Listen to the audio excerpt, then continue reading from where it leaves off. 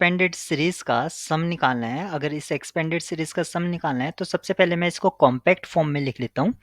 1/n n square minus 1 और n की जो वैल्यू है वो 2 से इन्फिनिटी तक वेरी करेगी। ये इस सीरीज़ का कॉम्पैक्ट नेचर हो गया है। अब मुझे इस सीरीज़ का सम फाइंड आउट करना है, तो सबसे पहले मैं इसके टर्म्स को, जिसको मैं un या an से कह सकता हूँ, उसको मैं रिज़ॉल्व कर लेता हूँ with the help of partial fraction. तो मैं an को लिख सकता हूँ 1/n n+1 और n-1, इस तरह से मैंने इसको लिखा।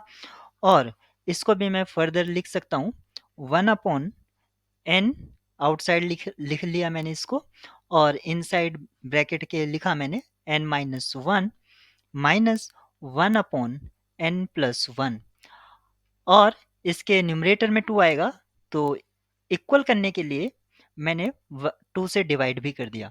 अब ये परफेक्ट है और इसको मैं रीराइट कर सकता हूँ 1/2 आउटसाइड, और इसको मैंने लिखा n, अंदर डिस्ट्रीब्यूटिव प्रॉपर्टी को यूज़ किया 1/n n+1। अब मैं फर्दर यहाँ पर प्रोडक्ट जहाँ पर आ रहे हैं, मैं इसमें फिर से पार्शियल फ्रैक्शन को यूज़ करूँगा, तो 1/2, और इनसाइड ब्रैकेट मैं इसको लिख सकता हूँ 1/n-1 माइनस 1/n, और कर्ली ब्रैकेट स्टार्ट किया। सेकेंड टर्म के लिए मैं इसको रिजॉल्व कर रहा हूँ माइनस 1/n+1, इस तरह से मैंने लिखा इसको। और इसको फर्दर मैं रीराइट करके लिखता हूँ, तो ये मैं लिख सकता हूँ 1/n-1 minus 2/n plus 1/n+1। ये जो रोल है ये an का है, यानी कि an को मैं इस तरह से लिख सकता हूँ। अब ये मुझे एक कॉम्पैक्ट नेचर में मिल गया है, और इसमें अगर मैं n की वैल्यूज़ रन करा देता हूँ तो मुझे क्या मिलता है। तो सबसे पहला a2 मैं फाइंड आउट करता हूँ, क्योंकि n 2 से स्टार्ट हो रहा है। 1/2 इनसाइड ब्रैकेट मिलेगा 1/1 माइनस 2/2 प्लस 1/3। नेक्स्ट ब्रैकेट मिलेगा, यानी कि a3 हमारा होगा 1/2 माइनस 2/3 प्लस 1/4।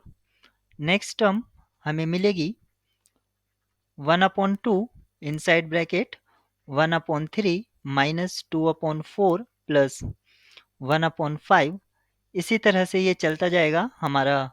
जो अगर मैं a5 को लिखता हूँ तो वो क्या होगा 1/2 1/4 माइनस 2/5 प्लस 1/6। अगर मैं इस पैटर्न को ऑब्जर्व करता हूँ तो आप यहाँ पर देख सकते हैं कि जो इस तरह से डायगोनल में आ रहे हैं वो आपके कैंसिल होते चले जाएंगे। फाइनली आपको यहाँ से ये फर्स्ट 2 टर्म भी आपके कैंसिल हो जाएंगी। क्या बचेगा?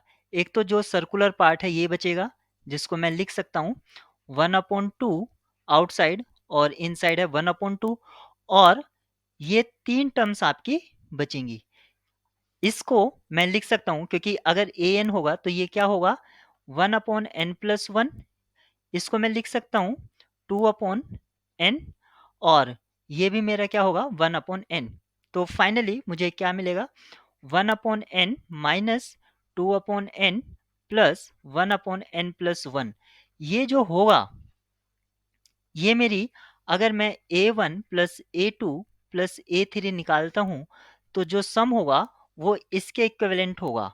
यानी कि सीक्वेंस ऑफ पार्शियल सम मेरे पास ये आ जाता है, और सीक्वेंस ऑफ पार्शियल सम की अगर मैं लिमिट फाइंड आउट करता हूँ तो ये जो जहाँ पर मैंने एरो हेड को यूज़ किया है ये सारी टर्म्स 0 को चली जाएंगी। इसका मतलब हुआ 1/4, और 1/4 को मैं डेसिमल में लिख सकता हूँ 0.25। यानी कि ये जो कॉम्पैक्ट सीरीज थी या आप एक्सपेंडेड सीरीज, इसका जो सम है वो क्या होगा 0.25 होगा।